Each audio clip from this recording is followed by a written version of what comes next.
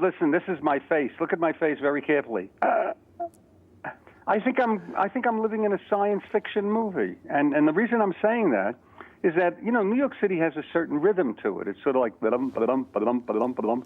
And now you start the day off today, and that doesn't have that rhythm. I mean, it's just, there's some people on the street and there's some traffic and everything, but it's like everybody's going in slow motion. There's certainly no subway, no buses, no trains, no planes, no restaurants, no this, no that.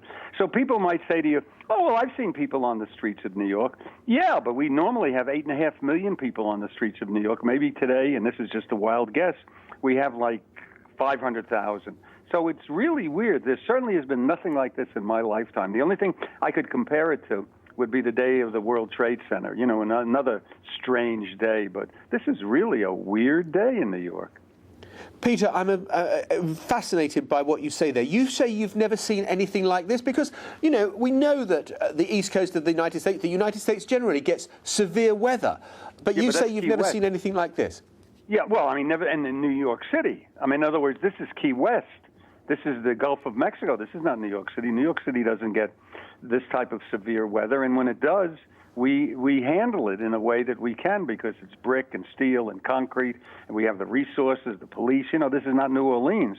So when I say I've never seen anything like this in my lifetime, this is the second time, because I'm counting the World Trade Center, that I've ever seen the whole tone, the whole rhythm of New York City just go flying out the door. And so today, you have a day in which, I mean, it's like a holiday almost, except for the people who are going to be hurt in some way. Because remember, the storm hasn't actually hit yet. Right now, this has all been Act 1. Everybody now is waiting anxiously to see what's going to happen in Act 2.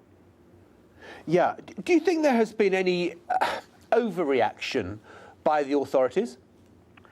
Even if there is, everybody's taking it in good nature because, genetically, New Yorkers are very cynical people. But, so you're going to say, well, Mayor Bloomberg shouldn't have done this and the weather guy shouldn't have said that. It's all a possibility, but I guarantee you tomorrow morning, if it turns out that this whole thing has been a bust and it isn't really such a big deal as far as New York is concerned, they're not going to lynch the mayor and tar and feather the weather guy. People will say, well, listen, they had to take a guess. They took the right guess because look what could happen. Remember, they're talking about waves of water 11 feet tall. New York City is at sea level. I mean, you just can't take that kind of chance. I mean, if you had the subways filled, you could literally knock off 1 million people in one shot who would drown. So now, they had to do it. It's a big joke tomorrow. Guys like Letterman and Leno will be making jokes about it. But most New Yorkers realize that what they've done so far was very commendable. Peter, just a very final quick thought. What are you going to do for the rest of the day? Well, I, like everybody else, is going to anxiously watch what's going on. Now, the last time we had a hurricane, I went out to the beach to see it. And, of course, I've never heard the end of that from my wife as to how crazy I was, to do that.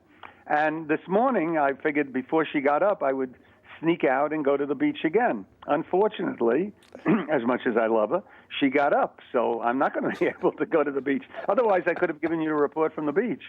But no, I'll just hang around, watch some television, walk a little bit in the neighborhood, but being very, very careful because, everything's starting to fly off the buildings. And most of people in the United States live in, houses. We're all living in apartment houses here.